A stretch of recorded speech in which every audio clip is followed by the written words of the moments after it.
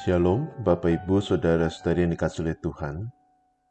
Senang bisa kembali berjumpa untuk membaca dan merenungkan kebenaran firman Tuhan. Dan pada hari ini kita melanjutkan perenungan kita dengan membaca merenungkan Matius pasal yang kelima, ayat yang ke-27 sampai ayat 30. Matius pasal yang kelima, ayat yang ke-27 sampai ayat 30. Sebelum kita membaca merenungkan firman Tuhan, mari kita terlebih dahulu berdoa. Mari kita berdoa. Tuhan yang Maha Baik, kami sungguh bersyukur untuk kesempatan yang Tuhan berikan kepada kami pada saat ini, boleh bersama membaca dan merenungkan kebenaran firman-Mu. Kami percaya Tuhan akan menolong kami sehingga kami dapat mengerti, memahami firman-Mu dan mengaplikasikannya dalam kehidupan kami hari demi hari. Karena itu, kami membuka hati dan pikiran kami bagi Tuhan dan memohon Tuhan berkenan berbicara, berfirman, dan mengajar kami. Di dalam nama Tuhan Yesus yang Maha Baik kami sudah berdoa. Amin. Bapak Ibu, mari kita membuka Matius pasal yang kelima, ayat yang ke-27 sampai 30. Matius pasal yang kelima, ayat yang ke-27 sampai 30 tertulis demikian. Kamu telah mendengar firman, jangan berzinah. Tetapi aku berkata kepadamu, setiap orang yang memandang perempuan serta menginginkannya, sudah berzinah dengan dia di dalam hatinya. Maka, jika matamu yang kanan menyesatkan engkau, cungkilah dan buanglah itu. Karena lebih baik bagimu jika satu dari anggota tubuhmu binasa, daripada tubuhmu dengan utuh dicampakkan ke dalam neraka. Dan jika tanganmu yang kanan menyesatkan engkau, penggalah dan buanglah itu. Karena lebih baik bagimu jika satu dari anggota tubuhmu binasa daripada tubuhmu dengan utuh masuk neraka. Sampai 9 jawab bacaan kita pada saat ini. Bapak Ibu Saudara, tahukah Anda bahwa pada tahun 2020 jumlah perceraian di Indonesia mencapai 291.677 kasus. Dan salah satu penyebab perceraian adalah perselingkuhan. Pada tahun 2007, Komisi Perlindungan Anak Indonesia (KPAI) mengadakan survei terhadap 4.500 anak remaja usia SMP dan SMA, dan hasil dari survei itu, 97% responden mengaku pernah menonton film porno. 93,7% responden pernah berciuman, bahkan melakukan hubungan seksual. Saudara, tentu data-data ini harus menjadi perhatian kita, baik secara pribadi maupun secara komunal sebagai keluarga dan gereja. Dan melihat data-data ini, menurut saya secara pribadi, apa yang dibahas oleh Tuhan Yesus dalam Matius 5 ayat yang ke-27 sampai 30 menjadi sangat relevan. Dalam Matius 5 ayat yang ke-27 sampai 30, Tuhan Yesus membahas tentang larangan jangan berzinah yang tertulis dalam Keluaran 20 ayat yang ke-14 dan Ulangan 5 ayat 17. Pada masa itu, terjadi diskriminasi gender di tengah masyarakat Yahudi, termasuk dalam konsep perzinahan. Saat itu kaum lelaki diberi kelonggaran untuk melakukan hubungan seksual dengan siapa saja selama perempuan yang terlibat bukan istri dari siapapun. Kalau perempuan itu masih berstatus istri seseorang, maka pelakunya, dalam hal ini pihak lelaki, akan dihukum karena dianggap telah merampas hak orang lain, hak dari suami perempuan itu. Artinya pada saat itu perzinahan bukan dianggap sebagai tindakan bejat secara moral, tetapi sekedar dianggap sebagai tindakan merampas hak orang lain tanpa izin. Kita bisa menyebut dengan satu kata, yaitu mencuri. Jadi, perzinahan dianggap sama dengan mencuri. Ketika kita berzinah dengan seseorang yang masih berstatus istri, maka kita mencuri wanita itu dari suaminya. Tetapi kalau sang wanita tidak terikat pernikahan, maka kita boleh melakukan perzinahan tanpa takut pada hukuman. Selain itu, pada masa itu, perzinahan dibatasi pada kontak secara fisik atau persetubuhan. Selama tidak terjadi kontak secara fisik, maka tindakan itu tidak bisa dikategorikan sebagai perzinahan. Nah, Bapak Ibu Saudara, di tengah pemahaman seperti itu, Tuhan Yesus memberikan perspektif yang berbeda yang lebih mendalam. Tuhan Yesus tidak melakukan perbedaan gender, ini yang pertama. Larangan untuk berzina bukan hanya ditujukan kepada kaum wanita, tetapi juga kepada kaum pria. Karena itu Tuhan menggunakan frasa setiap orang pada ayat yang ke-28. Yang kedua, Tuhan Yesus juga menempatkan hukum tentang perzinahan pada tempatnya.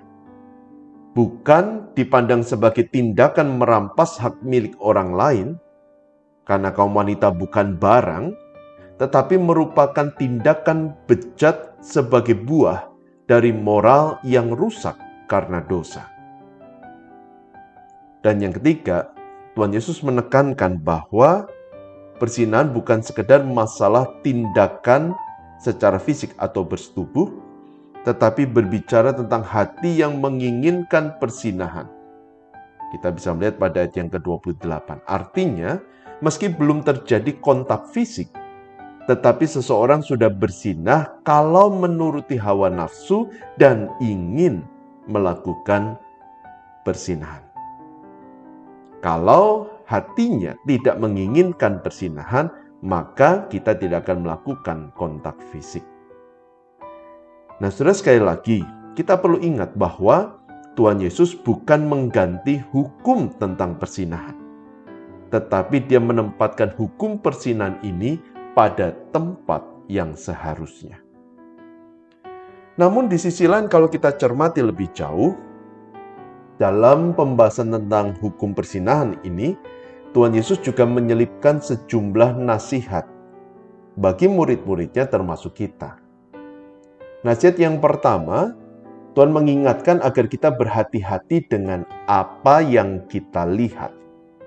Karena apa yang kita lihat, baik itu kita baca, kita lihat, dan bukan hanya kita lihat tetapi juga yang kita dengar dengan telinga kita, akan mempengaruhi hati dan pikiran kita. Kalau kita ingin mengisi hati dan pikiran dengan hal yang positif, maka kita harus melihat hal-hal yang positif. Membaca berita yang positif, melihat gambar yang positif, membaca buku yang positif, tentunya membaca Alkitab, dan seterusnya. Tetapi kalau kita melihat hal-hal yang negatif, berita-berita pembunuhan, atau juga berita-berita lain yang tidak baik, maka hati dan pikiran kita akan terisi oleh hal-hal yang negatif. Seperti hawa nafsu, iri hati, kebencian, dan seterusnya. Dan ketika hati dan pikiran kita terisi oleh hal yang negatif, maka kita akan didorong untuk melakukan hal-hal yang negatif. Baik itu penipuan, pencurian, termasuk juga perzinahan. Karena itu sangat penting untuk menjaga hati dari hal-hal yang negatif. Dan untuk menjaga hati dari hal yang negatif, maka kita harus menjaga mata kita dan juga telinga kita untuk melihat dan mendengar hal-hal yang negatif. Dan supaya kita tidak melihat dan mendengar yang negatif, maka kita perlu melihat dan mendengar hal-hal yang positif. Dengan demikian, maka pikiran dan hati kita akan dipenuhi oleh hal yang positif dan kita akan dicegah melakukan sesuatu yang negatif. Nah, yang kedua, Tuhan Yesus juga memberikan sebuah nasihat. Dia mengingatkan kita juga untuk menjaga penampilan kita. Namun tolong jangan salah paham. Tuhan tidak melarang kita untuk berpenampilan menarik. Sebaliknya Tuhan mendorong kita untuk menjaga penampilan karena kecantikan itu kalau kaum wanita dan ketampanan itu untuk kaum pria adalah karunia Tuhan yang harus disyukuri, dijaga, dan dipelihara. Tetapi kita perlu berhati-hati. Karena ada perbedaan yang besar antara penampilan yang menarik dan penampilan yang seduktif, yang menggoda. Penampilan yang menarik akan membuat orang kagum, lalu memuji, dan tentunya kita bisa memakai itu untuk memuliakan Tuhan. Tetapi penampilan yang seduktif akan membuat orang menyimpan keinginan yang tidak baik. Dan keinginan yang tidak baik akan membawa dampak negatif bukan hanya bagi orang itu, tetapi juga bagi diri kita. Karena itu, kita harus memperhatikan penampilan kita dengan baik. Terlebih, karena kita tinggal di tengah masyarakat Indonesia yang majemuk, yang sangat menekankan nilai-nilai kesopanan termasuk juga dalam hal penampilan. Jangan sampai pilihan pakaian kita justru menjadi batu sandungan bagi orang lain. Dan nasihat ini bukan hanya berlaku bagi kaum wanita, tetapi juga bagi kaum pria. Kita harus berpenampilan yang menarik, yang baik, tetapi jangan yang membuat orang bisa jatuh ke dalam dosa. Nah, yang menarik Bapak Ibu Saudara, di dalam Matius 5 ayat yang ke-27-30, Tuhan memberikan hukuman yang cukup keras. Ketika Tuhan berkata, kalau matamu menyesatkan, cungkilah, buanglah. Kalau tanganmu menyesatkan, penggalah, buanglah. Tentu saudara, kita tidak boleh menghayati perintah ini di ayat 29 dan 30 secara literal. Sebaliknya, perintah ini merupakan sebuah pengingat bagi kita bahwa dosa perzinahan adalah masalah serius yang kita harus waspadai agar kita tidak jatuh dalam dosa. Terlebih karena Tuhan menginginkan kita untuk hidup dalam kekudusan agar kita dapat memancarkan kekudusan Allah yang Maha Kudus. Dengan demikian, maka ketika kita menjaga kekudusan, orang akan melihat kehidupan kita, mereka mengenal Allah dan memuliakan nama Tuhan. Kan itu menjadi pertanyaan bagi kita. Apakah kita sudah menjaga hati dan pikiran kita dengan baik? Apakah kita sudah menjaga penampilan kita dengan baik? Apakah kita juga sudah menjaga perilaku kita dengan baik? Mari kita hidup dalam kekudusan, agar nama Tuhan dipermuliakan melalui kehidupan kita. Amin. Mari kita berdoa. Tuhan, terima kasih untuk firman yang boleh kami renungkan bersama pada saat ini, dan mampukan kami untuk menjaga kekudusan hidup yang telah dikuduskan oleh Tuhan. Bimbing kami agar kami boleh membangun pergaulan yang positif, pergaulan yang baik, yang saling membangun, bukan yang justru merusak.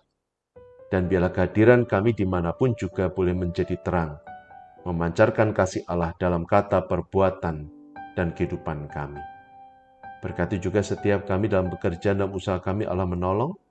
Berkati kami juga dalam studi, Allah yang memimpin dan menyertai. Berkati keluarga kami. Berkati saudara kami yang sakit, berkenan Tuhan menjamah, memulihkan. Berkati juga untuk gereja Tuhan, GKI Kutisari Indah, Allah yang berkasih karunia menolong gerejamu agar boleh terus bertumbuh dan berbuah bagi kemuliaan nama Tuhan. Berkati juga untuk bangsa negara kami Indonesia. Berkenan Tuhan menolong Indonesia agar boleh melalui pandemi bersama, agar boleh memerangi juga nilai-nilai yang justru merusak kesatuan dan persatuan bangsa.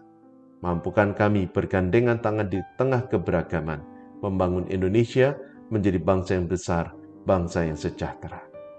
Terima kasih ya Tuhan. Kami sungguh bersyukur dan menyerahkan doa ini hanya di dalam nama Tuhan Yesus Kristus. Amin. Bapak Ibu, saudara sekalian, tetap semangat. Tuhan memberkati Bapak Ibu dan kasih-Nya menyertai langkah-langkah hidup Bapak Ibu. Amin.